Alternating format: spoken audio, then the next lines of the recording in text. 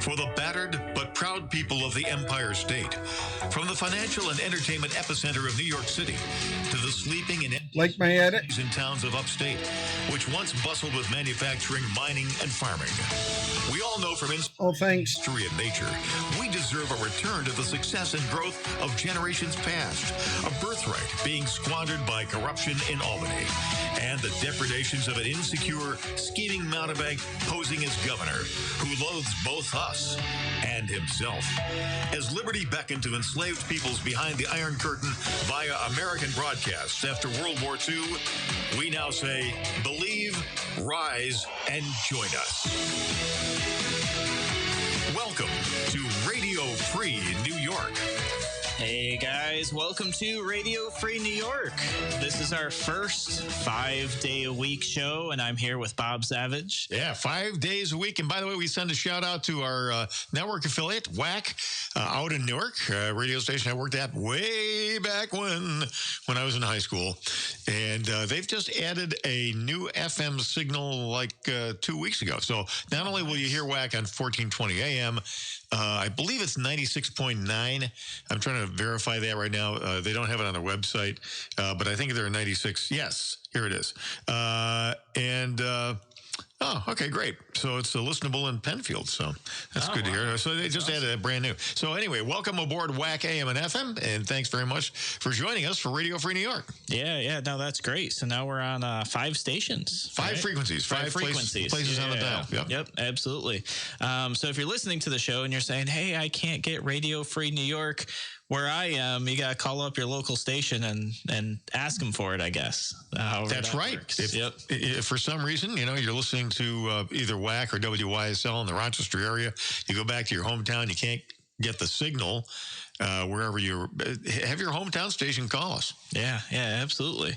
So it is a very pretty day out there today. Everything's kind of nicely coated with snow. There's a little bit of, floating fluffy things going on out there. Yeah, I just want to point out it's still snowing. Yeah, it's still snowing. It has not stopped. I don't know how much snow we're supposed to get, but it's talking about a total of 6 to 10 in most parts. Oh, there you go. So light dusting here in upstate New York. So this being the first 5-day show, we're going to pick up a little bit where we left off on Friday, or well, technically Wednesday, but aired on Friday and Wednesday.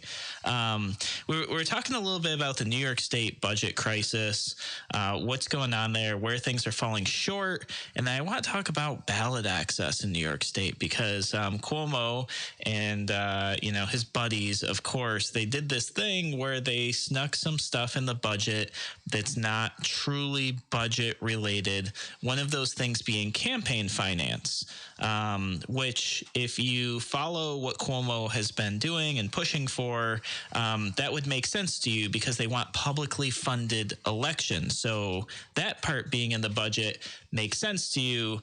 The part that shouldn't make sense being in the budget would be that they're changing the rules for how parties become parties in New York because they're trying as hard as they can to eliminate third parties, to eliminate competition, and to silence people's voices. So that's what we're going to talk about later on in the show.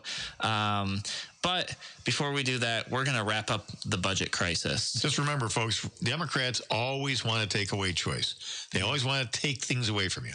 Yeah, and certainly at this point, we're talking about literally they're silencing people's voices with this.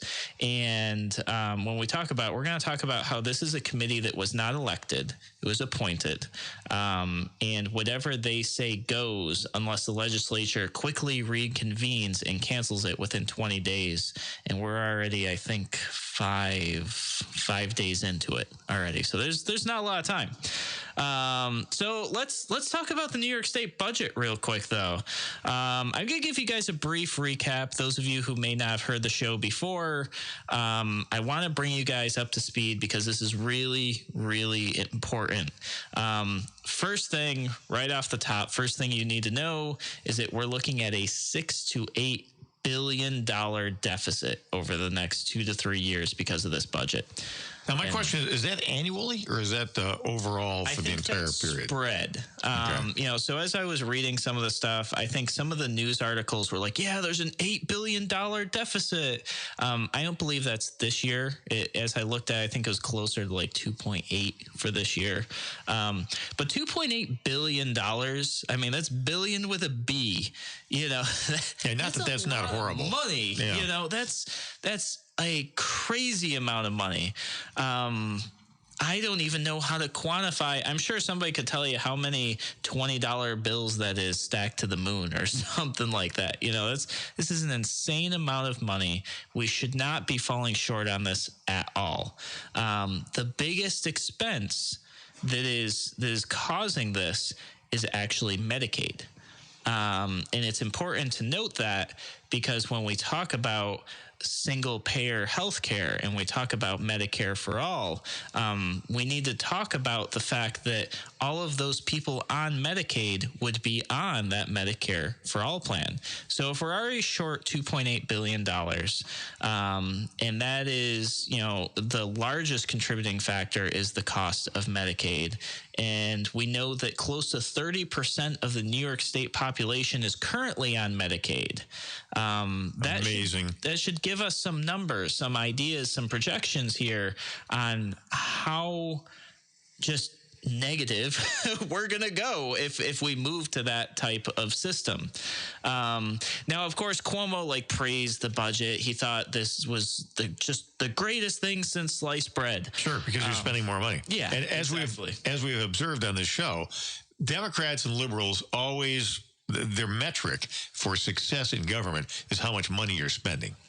Yeah, and that's a big issue. That's a huge issue. It's maybe one of those differentiators. You could say, the further left you go, the more they think spending money equals success. And once you start going towards the right, you look at it not so much as less spending money, but maybe being more efficient, as you taper off, and then you keep going, and then you do get to the point on the right where it's like, spending no government money, no taxpayer monies, the further you go is kind of how that scale works. But yeah, so Cuomo was really excited about this. He did a press release. He called this the strongest progressive budget they have ever made. And we talked a little bit about what does he mean by strongest? I think that just means the most money they've spent. That's really how I feel about that. So he went on to do a few things like thanking his team from the far left, which I felt was certainly just kind of reaching out to as many voters as he can. He's still campaigning. He hasn't stopped campaigning. His whole press release about the budget was like a campaign stump speech about, New York this, New York that, progressive, spend. But wait a minute. He still wanted to blame some other people for how high the budget was. So this is a very opposing structure, if you will. It's contradictory, and it's basically a form of self-congratulation.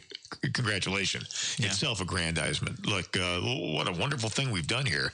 Oh, and by the way, there's some people out there that might vote for me that think that maybe spending a ridiculous amount of money and going into big deficits is not a good idea. So we've got to figure out a way to blame that on somebody. Yeah. So as if he had nothing to do with Medicaid. Yeah, I found it just really strange that for one moment, and this was only separated by maybe 30 seconds if you watch the press release. At first, he's boasting how much money we're spending, it is the best thing ever. And then he does a complete 180 and goes, but it's other people's fault that we're spending this money, and starts kind of demonizing it. He starts blaming the federal government. He blames Amazon for not coming to New York. He very oddly blames the criminal justice system. He blamed traffic in New York City, which was just hilarious to me. Blamed the weather at one point. Yep. He blamed weather, extreme weather, and climate change, and then political extremism. So he's gone to everything. He's blamed the federal government, private industry, local government, traffic, people's commutes, the weather, and ideology. Those are, What is political extreme? What does he mean by political extremism? Anybody who disagrees with him? Probably. That's my guess. I think that's a dog whistle to anybody who dislikes Trump. I think that's what that is. So, my takeaway from that is if you don't agree with Cuomo, or if you're just not Cuomo, the budget's your fault. That's what I took out of that. All right, guys, we're going to take a quick break here on Radio Free New York. We'll be back in a moment.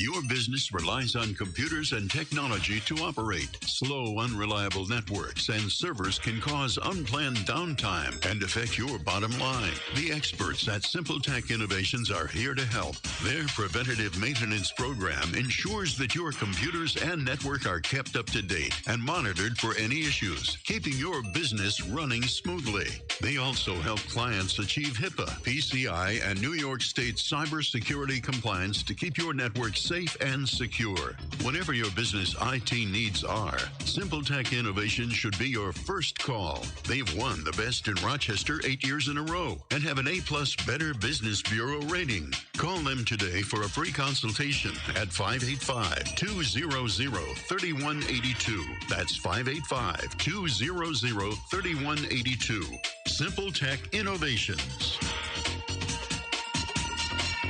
Helping Santa fill his sleigh, making happier holidays for deserving children right in your community. Go to toysfortots.org and learn how you can make a difference. I'm Las from Action Towing and Service. We are the biggest towing company in New York State, but we do a lot more than just towing. We will tow just about anything, but we will also repair just about anything as well. We offer a courtesy shuttle and pickup. We offer a drop box service. We have all these amenities that we've put in place to make sure that every one of our customers can receive the best service possible. Please give us an opportunity to win your business. Come down and visit us at 275 Marketplace Drive, right off of Jefferson Road. Why do businesses choose to move their website from Wix and Squarespace to Simple Tech Innovations? Maybe it's their excellent customer service or attention to detail. Maybe it's their ability to give a truly customized solution. Or perhaps they just like the fact that Simple Tech is a local small business that builds great relationships with its clients. Whatever the reason may be, you can rest assured knowing that the local team at Simple Tech has your interest in mind when building or updating your website. They're hands-on and love helping customers achieve their goals. But don't take my word for it. They've won the Best in Rochester 8 years in a row and have an A+ Better Business Bureau rating. If your website doesn't match your dreams or isn't achieving your goals, give the professionals at Simple Tech Innovations a call today for a consultation at 585-200-3182. That's 585-200-3182. Simple Tech Innovations. You're listening to Radio Free New York. So anyway, welcome to Radio Free New York. Now, Andrew, just want to update everybody. On terrestrial radio in the Rochester area, you hear us on 1040 AM, 92.1 FM, 95.5 FM West. Over towards the east, WAC in Newark, WACK 1420 AM, and 96.9 FM. And now all the social media platforms that we're on. Yeah. So we're on YouTube, Twitter, Periscope, and Facebook as well. So if you're outside the coverage area, or maybe you need to catch the show later, I always recommend you pop over on YouTube. You go to YouTube and search Andrew C. Hollister. You'll find the Radio Free New York page right there. You can hit subscribe, then click the bell. The bell will notify you when the show goes live. And say you're working, you can't step away from work, or you just want to listen to it later, YouTube will kind of list out all the shows right there for you. Real easy to find, real easy to see. And if you are with us live on social media, you can do what some people are doing right now, which is jump on Facebook or YouTube or Twitter and post some comments, ask some questions, contribute to the conversation. I check it throughout the show, try to respond to your guys' questions and comments, which I'm going to do here in a moment. But before I do, I want to wish Yolana, my wife, a happy birthday. Happy birthday, Yolana. Yep. So today's her birthday. We've got some fun stuff going on later, but I figured I'd give her a little birthday shout out while I'm here on the air instead of at home. So switching over to social media, Kyle from YouTube actually sent in a comment, which I think is actually important to bring up and address, that the Supreme Court will hear arguments today regarding gun restrictions in New York. So I'm going to put the discussion about Cuomo's budget blunder, I'm going to call it, on hold for just a minute so we can talk about this Supreme Court hearing case that's being held. Let me give you guys a little bit of background. I don't know all the details, but essentially in New York City, there was a law that said you cannot transport your personally owned firearm that you have a permit for, that you went through this rigorous, terrible, overly restrictive process to be authorized to carry a pistol in New York City, that you cannot carry that pistol around with you, or I'm not sure if it's specifically pistols now that I'm thinking about it. It may have been long guns as well. You can only carry it to and from the range. That's it. And this to me is a huge constitutional violation, and New York City's government knows that as well, because essentially I believe NYSERPA, the New York State Rifle and Pistol Association, they're the ones doing this lawsuit with this guy. And when the Supreme Court said, we're going to hear this case, New York City government was like, oh, just kidding. We're getting rid of the law. And they retracted it and got rid of it. So clearly, even the New York City government, their local government, knew that this was a constitutional violation, and they're worried now. Right. Yeah, it was an attempt to, there's a doctrine of the law called a mootness, something's moot. And so if there's no point for the litigation because the law that's being challenged has gone away, this is their rubric. This is their little, there's a little scheme to try, because they don't want this tested in the courts, because they know it's unconstitutional, as you've pointed out. Yeah. And of course, the minute that the thing gets dismissed for mootness, that measure is going to go right back into effect. Yeah, and that's my concern. That's my worry, and that's why we're talking about this, because my concern is this. New York City, they know that the court is going to say this is unconstitutional, and this would have broad sweeping effects across the nation in terms of how government cannot violate your rights. Will it fix a lot of the issues we have? No, it won't. But it'll prevent some of the issues and fix a few that we have today. Well, it could serve as an important precedent. Mm-hmm. And that's something that we sorely need in the gun rights lobby. We need to have legal precedent that we can take to other jurisdictions. Absolutely. So what they did is they repealed the law, and I assume their argument is going to be, hey, the law doesn't exist anymore. We don't need this court case. Let's get rid of it. And then within weeks, if not any time at all, they'll just reinstate the law, or they'll pass it in the next session or whatever, which to me is just like awful. So I'm hoping that the court does not dismiss the case. I'm hoping that this case does go through. I'm hoping that in arguments they say, hey, this case has to happen because maybe this law was repealed already, but who's to say it couldn't come back or in another part of the nation? Well, there's such a thing as a declaratory judgment. And I've never practiced before the Supreme Court, before SCOTUS, so I don't know if that sort of thing is procedurally possible. I can't see why it wouldn't be. So what is that? Declaratory judgment basically says that any measure of this type is unconstitutional per se. Because of whatever rationale they argue, but it would certainly include some kind of an unconstitutional taking of personal property, because you're interfering with the use of personal property to such a degree you don't get the benefit of ownership. Yeah. The reasons you got it to begin with. Yeah. No, absolutely. Yep. Yeah. So it's like a law that says, well, you can have that car, but it can't have any wheels. Drive it. Yeah. It can't have any wheels on it whatsoever. Yeah. Yep. Yeah. That's what the issue is. So I'll actually be monitoring the court case fairly closely. And really take a look at what's going on. I'll bring that information back to you guys.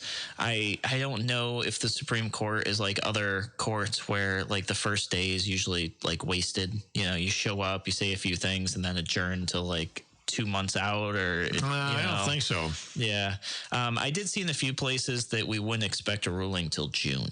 So. Yeah, you know what? There's a division of opinion on that. What the gun control nuts would like to see is a decision in June. Okay. But there's rumblings, and I'm not sure what the back channel is. Rumblings to the effect that there could be a ruling on this much sooner, as early as, it was from Frank Panasuk at the 1791 PAC, the Gun Rights PAC in Western New York.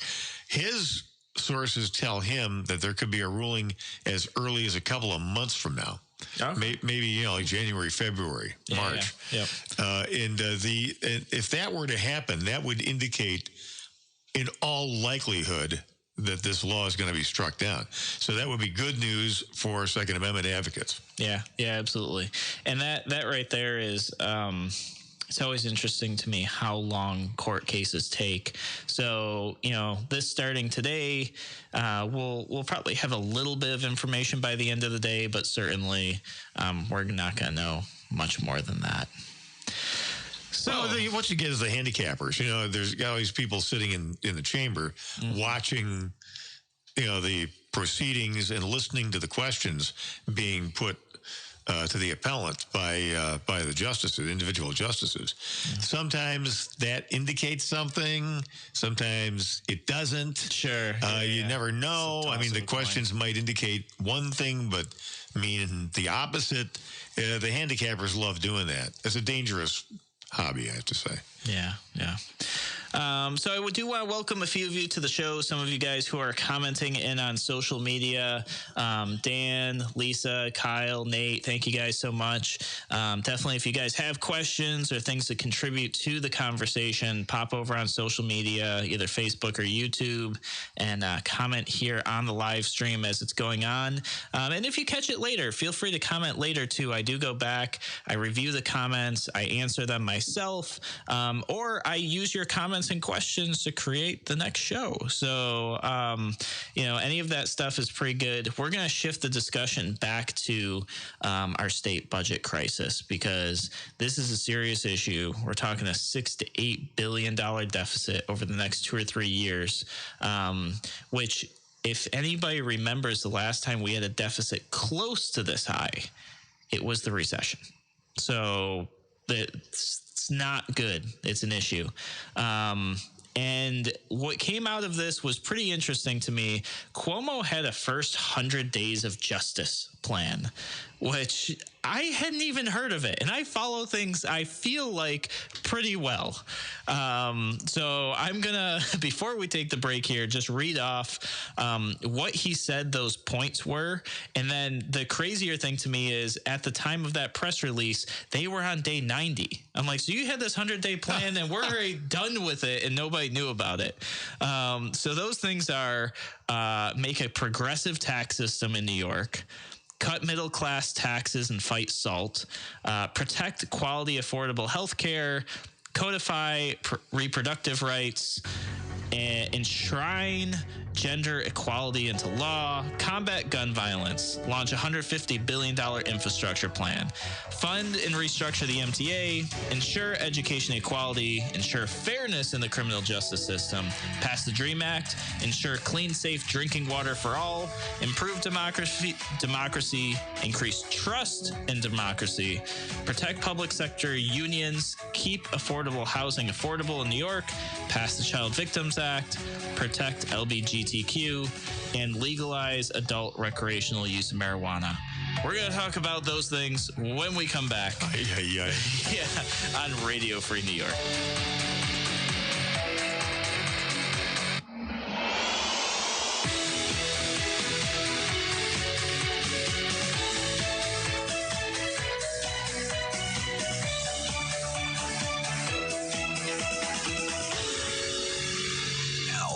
Twice the power. WYSL. More powerful FM 92.1, FM 95.5 West and 1040 AM WYSL Avon Rochester.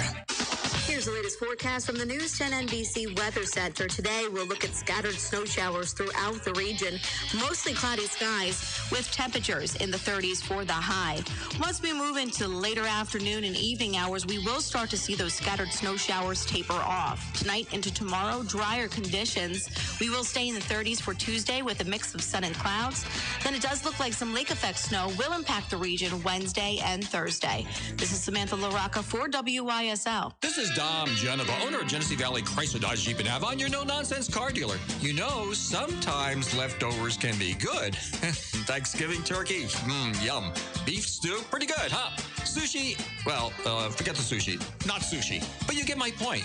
Chrysler just announced employee pricing plus rebates on most 2019 leftovers. You heard right, factory employee discounts for all of you on cars, trucks, minivans, and Jeeps, plus fantastic rebates and incentives, hence the word plus. And at Genesee Valley, you also get a money-saving, no-nonsense deal from a non-commissioned salesperson.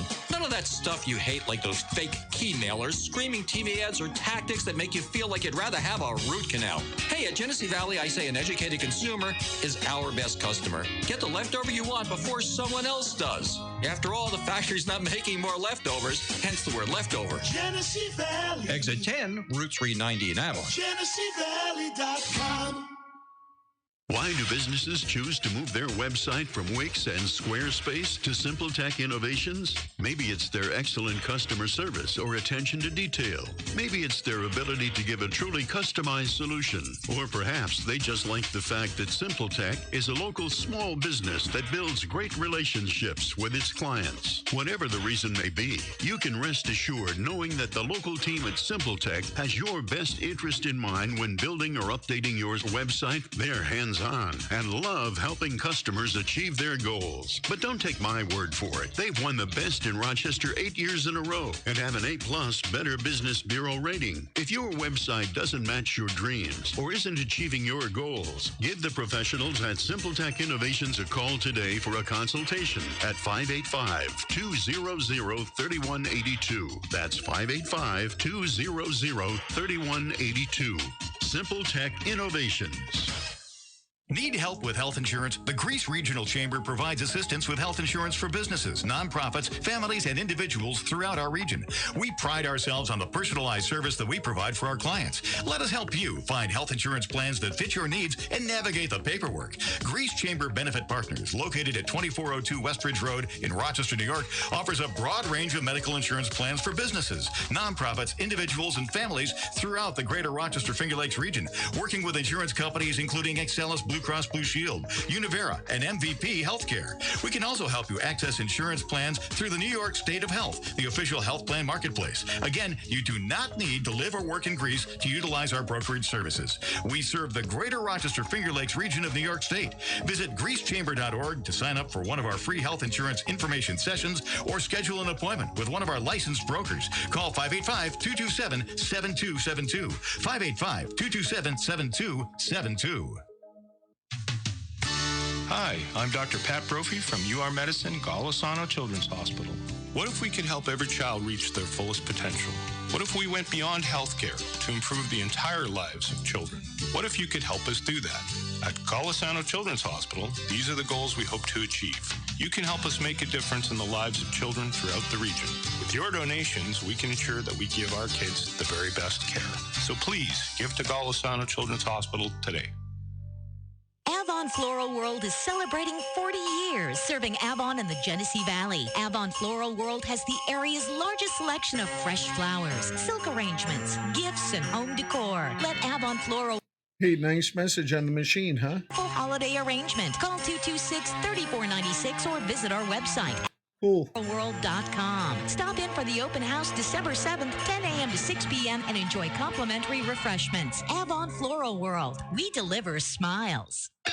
This is Dom Jones. Last spot. Tennessee Valley Motors in Avon, your no-nonsense car dealer. Well, we're your no-nonsense truck dealer, too. Selling Rams and Fords up to the mightiest that they make.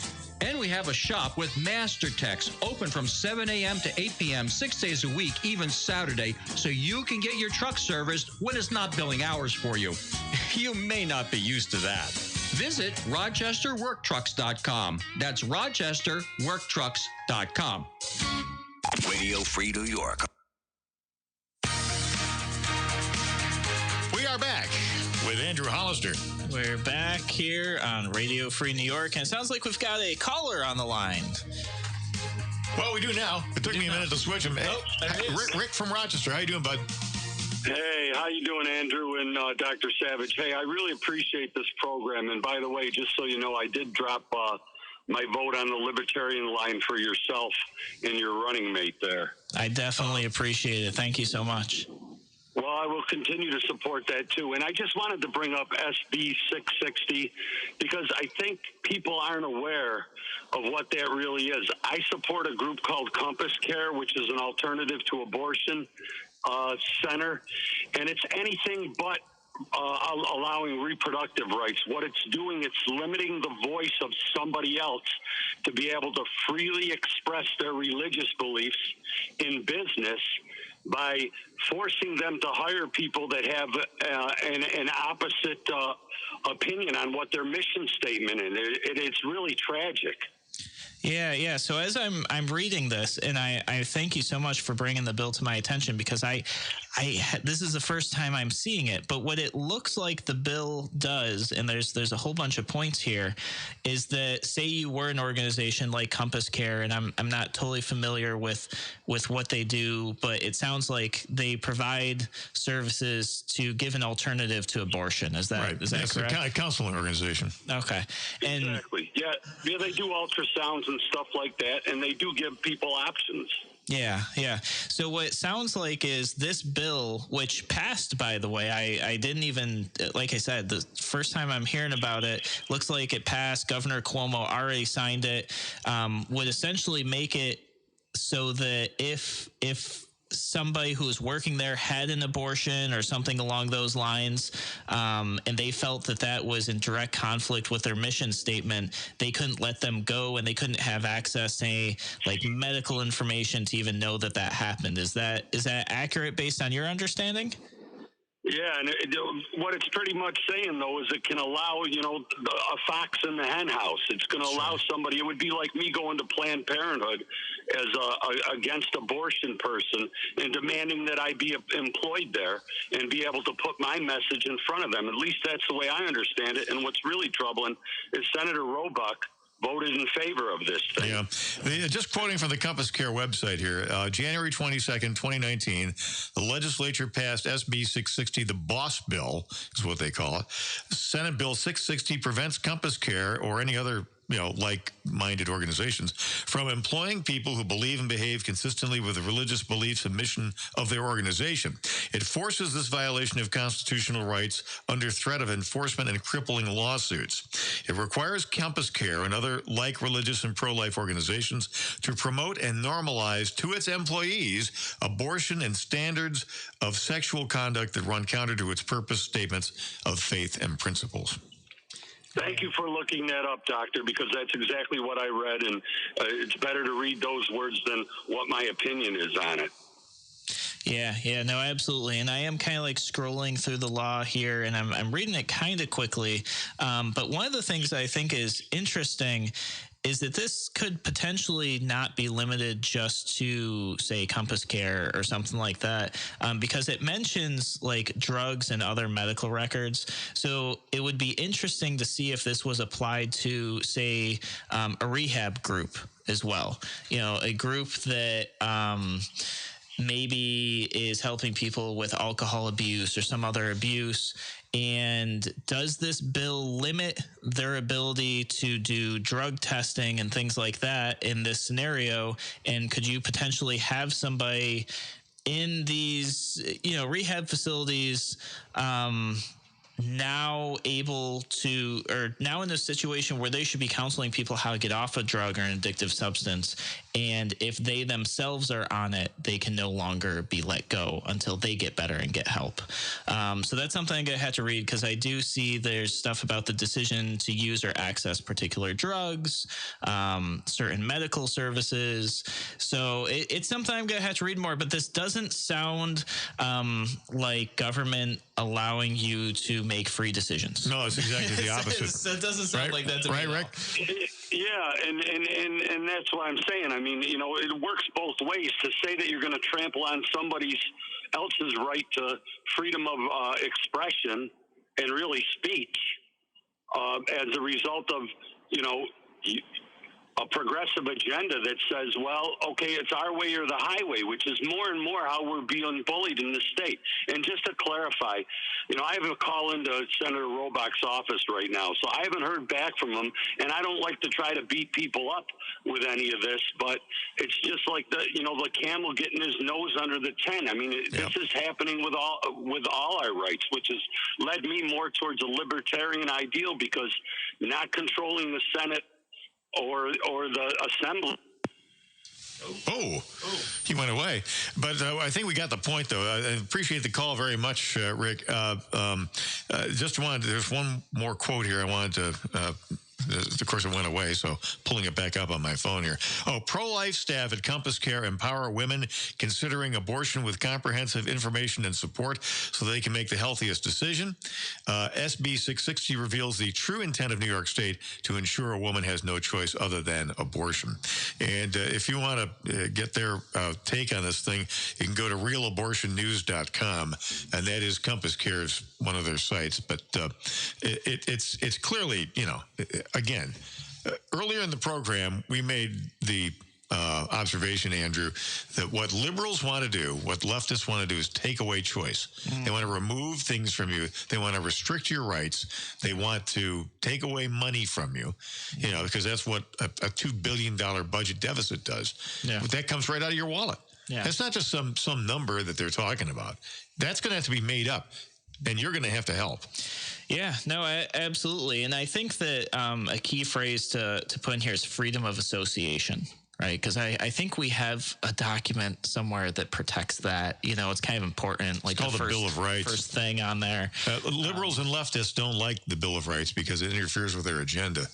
Yeah, and so when you see bills come up like this, and it doesn't have to be about the topic of abortion. Abortion is an extremely divisive topic. You could take this and apply it to anything, any type of government regulation or law that takes away your freedom of association as an individual, as a private company, that sort of thing is a bad thing.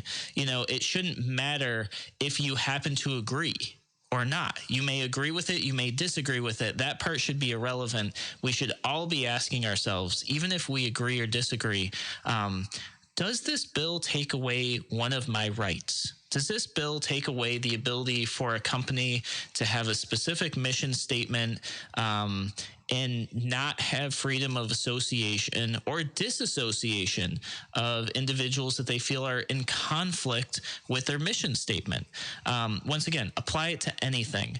When you see that and when you hear that, that should trigger something as, this is a bad thing, because what if the roles were reversed? What if the roles go to something I disagree with? I think that one of the things that as humans, when we see something we agree with, even if it may go against a core principle we have, sometimes I feel like there's that gut feeling that, I should agree with this. But we all need to stop, take a step back and go, how could this be abused? How could this be used in a way that is wrong? How does this infringe on somebody else's rights? So like this bill right here, sounds pretty clear to me that freedom of association is being taken away from private organizations. So even if you think that when you first heard this bill, maybe you thought it was a good thing, just kind of think about the fact that somebody's losing their freedom of association. So, all right, guys, we're going to take another break here on Radio Free New York. When we come back, I'm going to tell you about what Cuomo snuck in the budget. We're going to talk about it on Radio Free New York. Yeah, I hear Radio Free New York at this spot on the radio dial every weekday at this time, and we appreciate you tuning us in. And welcome to our new friends out at WACK in Newark, 1420 AM, 96.9 FM. We'll be back.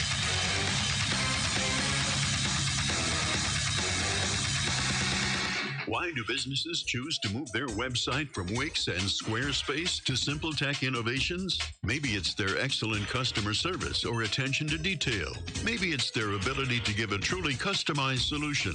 Or perhaps they just like the fact that SimpleTech is a local small business that builds great relationships with its clients. Whatever the reason may be, you can rest assured knowing that the local team at SimpleTech has your best interest in mind when building or updating your website. They're hands-on and love helping customers achieve their goals. But don't take my word for it. They've won the best in Rochester 8 years in a row and have an A+ Better Business Bureau rating. If your website doesn't match your dreams or isn't achieving your goals, give the professionals at SimpleTech Innovations a call today for a consultation at 585-200-3182. That's 585-200-3182.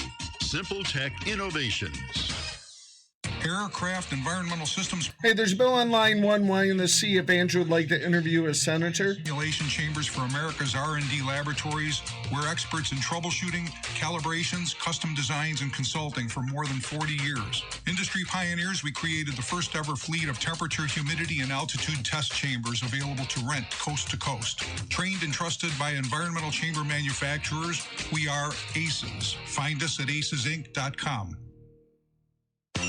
This Christmas, go green, get real. Want to be good to the earth? Real Christmas trees benefit the environment. They are farmed sustainably, and when recycled, they are biodegradable. Real Christmas trees are grown locally. Get a real Christmas tree, fragrant and farm fresh, direct from the Christmas tree farmers of New York State. Find a cut your own farm or pre-cut tree at www.christmastreesny.org. This Christmas, go green, get real. This message brought to you by the Christmas tree farmers of New York State. Online at christmastreesny.org.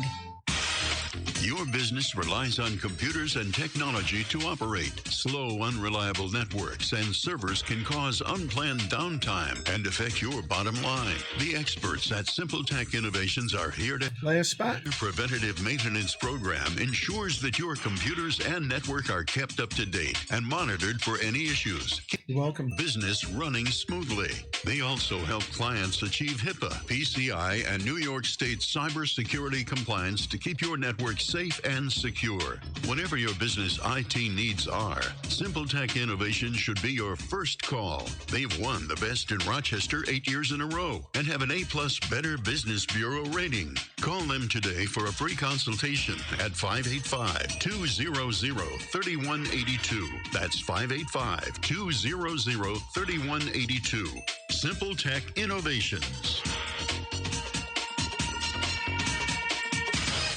Radio Free New York. Hear them speak. We're not going to make America great again. It was never that great. We have not reached greatness. We will reach greatness when every American is fully engaged. Yeah. In other words, when everybody agrees with me, and I'll let you know when we've achieved greatness. It'll be great when I say it's great. Yeah, yeah. And all those people in shock when he said that were like his closest of buddies, too. I know. Isn't that amazing? That I mean, I don't know if they were horrified because he actually said it out loud, thereby giving up the con, or if they were actually genuinely shocked because it really violates their conscience. But it's just it's a window into the soul of Andrew Cuomo, who's a total control freak. Yeah, and a typical self-loathing progressive. Yeah, and that shines right through with what they rammed into the New York State budget. So what they did is they created a public campaign finance committee to fix up campaign finance in New York State. This committee was given a lot of power to essentially change how election law works in New York. Nobody appointed to this committee was an elected person. They were all just appointed. Just cronies. Yep, just cronies. And get this, whatever they say goes is basically law within 20 days from when they say it, unless the state legislature decides to repeal those decisions. So before isn't that nice? Yeah. It's like a ratcheting provision. It takes effect, and then now politically we got to figure out a way to dismantle it if we decide we don't like it. Yeah. We all know what the likelihood of that is. So the first thing I want to talk about is who's on this committee, because I think that's important. So Jay Jacobs, he is the leader of the state Democratic Party. He just happens to be the one acting as chair of this commission. No conflict of interest there whatsoever. Then the next person served as direct counsel to Andrew Cuomo. The state Democratic chair, a campaign manager for Democratic campaigns, a Democratic attorney who served as county legislator, as a Democrat, and created the Democratic Lawyers Council, a former Bronx Democratic commissioner, the chief diversity officer for the city of Buffalo. I bet you can assume what the party registration is going to be there. An election law attorney selected by the Democratic Party. And then they kind of threw a bone to the Republicans and said, you can have 2 seats. So the Republicans chose an attorney for their party and somebody who is chief of staff to the Republican leader in the New York State Assembly. So, kind of a stacked deck here. I'm thinking. Don't you think? Yeah. Yep. So let's talk about what they did. They made a state-mandated election holiday with 3 hours of paid time off to vote. So that was interesting to me. 3 hours to vote? 3 hours paid time off to vote. I'm assuming the employers are going to be the people paying this paid time off. Either way you cut it, we're going to be paying. Yeah, we're paying for it either way. It's just, what side of your pocket it's going to come out of. $10 million for early voting. So there's an estimate of the cost, what early voting costs. So we all know why they like early voting, because they feel it benefits them. Yep. Which, to be honest, I'll be very forward about this.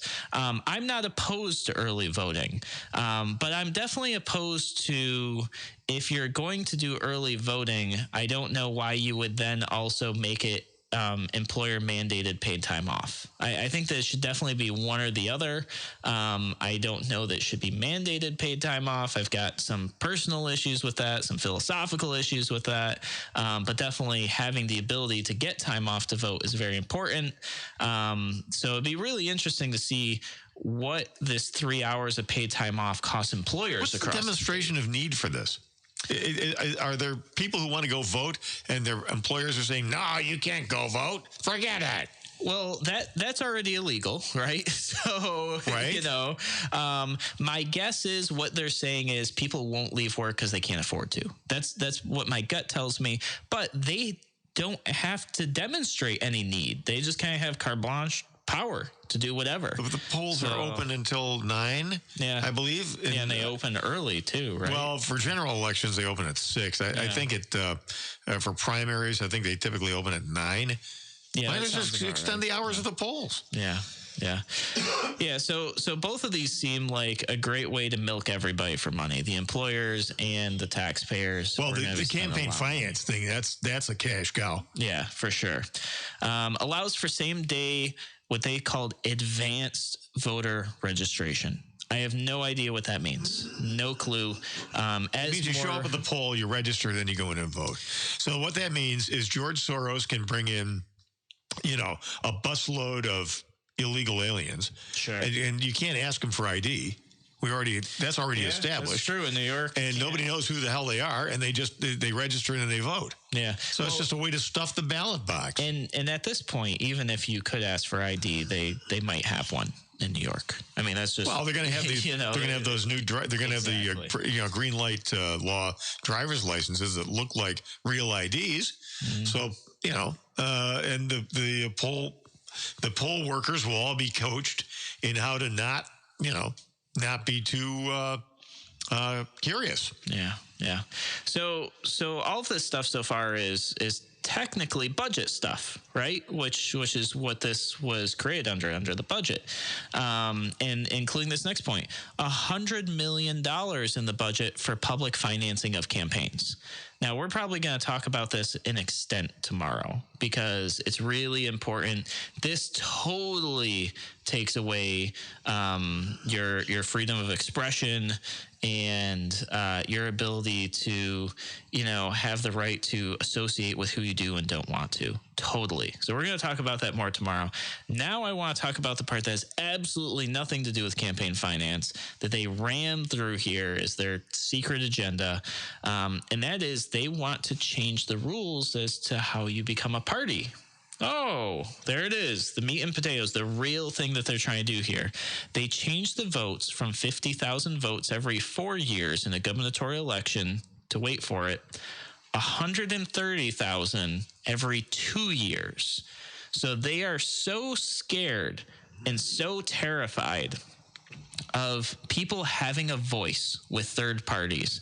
They're terrified of people realizing how absolutely corrupt the Democrats and the Republicans are, that at this point they're like, crap, how do we shut down these third parties before it's too late?